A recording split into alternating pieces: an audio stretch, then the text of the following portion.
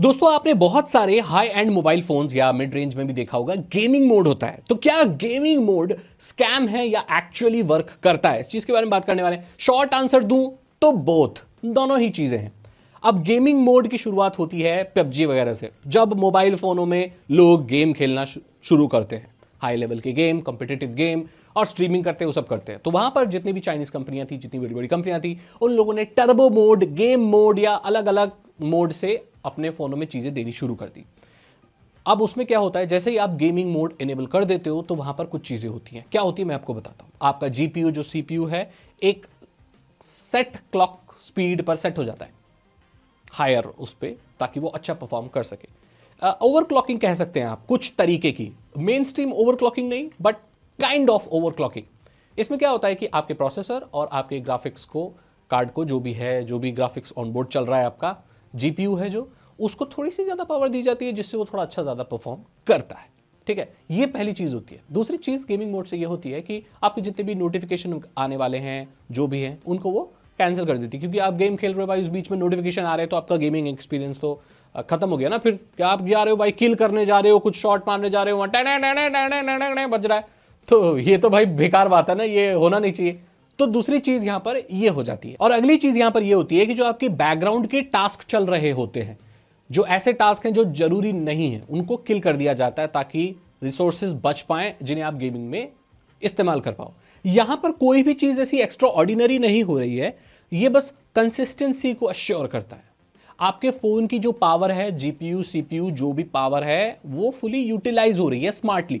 यहां पर कुछ भी ऐसा बढ़ नहीं रहा है, कुछ भी एक्स्ट्रा ऑर्डिनरी नहीं हो रहा है।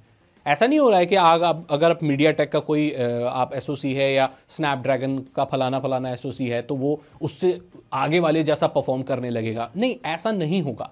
बट आपके फोन को ऑप्टिमाइज कर दिया जाएगा कि जो भी रिसोर्सेज हैं उन्हें फुली यूटिलाइज किया जा सके फॉर गेमिंग ओनली, एंड बाकी सारी चीजों को साइडलाइन कर दिया जाता है, क्योंकि वो प्राइमरी टास्क उस वक्त पे नहीं है।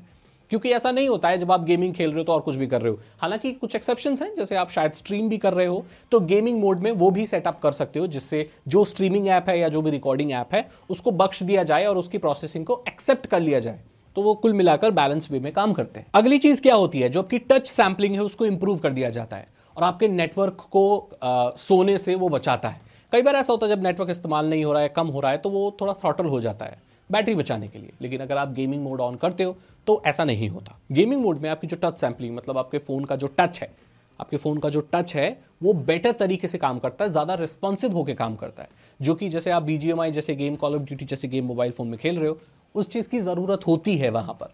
कुल मिलाकर मैं आपको यही कहना चाहता हूं कि आपका फोन ना बैटरी ज्यादा कंज्यूम करेगा, बट उसकी जितनी भी काम करने की चीजें हैं वो सब एट पार काम करेंगी, बढ़िया काम करेंगी।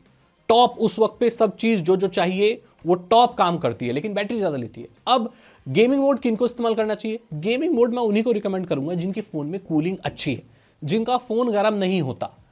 एक्टिव कूलिंग, वेपर कूलिंग, कौन कौन सी टेक्नोलॉजी आ गई है, अगर वो कुछ कूलिंग है तो आप बहुत अच्छे तरीके से इस्तेमाल कर सकते हो, लॉन्गर टर्म तक उसमें गेमिंग कर सकते हो।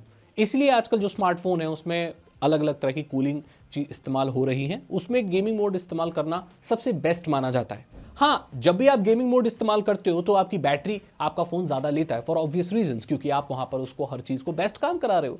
टच सैंपलिंग में कह लो, एक सर्टेन क्लॉक स्पीड सेट करने के लिए कह लो, बैकग्राउंड को बार बार किल करने के लिए कह लो, नोटिफिकेशन डिसेबल करने के लिए कह लो, ये सारी चीजें बढ़ाने के लिए, और ज्यादा एफपीएस पर अगर आप खेल रहे हो तो बैटरी की रिक्वायरमेंट ज्यादा हो जाती है।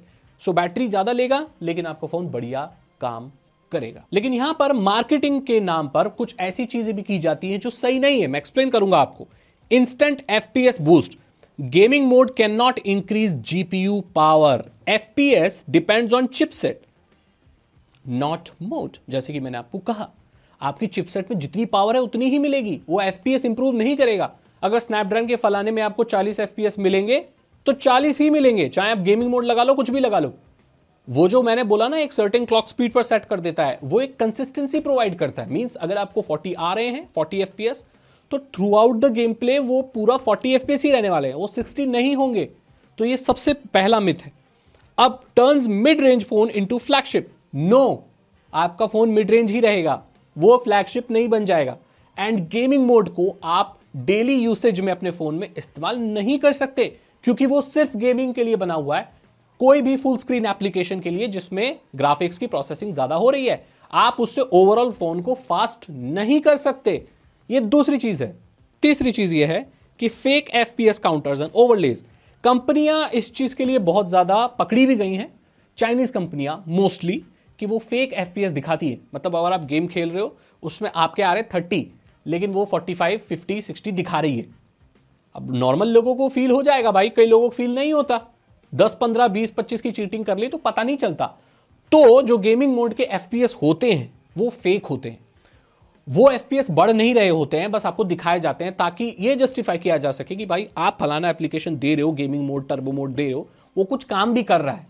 नहीं तो ज्यादातर केसेस में वो काम नहीं करता। बहुत सारे फोनों में, जितने भी अच्छे मिड रेंज फोन है उनमें काम करता है, लेकिन ज्यादातर फोनों में गेमिंग मोड सिर्फ नोटिफिकेशन वगैरह डिसेबल करता है, आपके क्लॉक स्पीड वगैरह, टच सैंपलिंग वगैरह को इंप्रूव नहीं करता, फॉर ऑब्वियस रीजंस, क्योंकि वो एक बजट फोन है और इसमें ऐसा ओवरक्लॉकिंग करना पॉसिबल नहीं है क्योंकि उसकी कूलिंग इतनी अच्छी नहीं है। सो मैंने आपको बताया ना, मिड रेंज फोनों में जहां पर अच्छी कूलिंग है वहीं पर गेमिंग मोड काम करेगा, नहीं तो बाकी में सिर्फ वो एक एप्लीकेशन है जो नोटिफिकेशन वगैरह डिसेबल करती है। अब मैं आपको बता दूं कि डीएनडी और gaming mode by default Android में भी बहुत बार देखा गया है, स्टॉक एंड्रॉइड में देखा गया है, बट वो आपकी ओवरक्लॉकिंग वगैरह ये सब चीजें कुछ नहीं करता है। वो अगेन वही नोटिफिकेशन वगैरह डिसेबल करता है। सो वहां पर एक्चुअली में जो काम करते हैं वो सैमसंग का गेम बूस्टर है, शाओमी का game turbo, IQ Vivo ultra gaming mode है, एसूस का आरओजी में रेड मैजिक मोड है। तो ये सब जो है ना काम करते हैं। और जो गिमिक है एंड्रॉइड का गेम मोड है ना, वो बेसिकली डीएनडी है, वो काम नहीं करता। लो एंड फोन में जो बहुत सारे फोन है आजकल इंडिया में बिक रहे हैं, प्रो गेमिंग करके बिक रहे हैं, वो सब फेक है भाई, वो कोई गेमिंग मोड काम नहीं करता।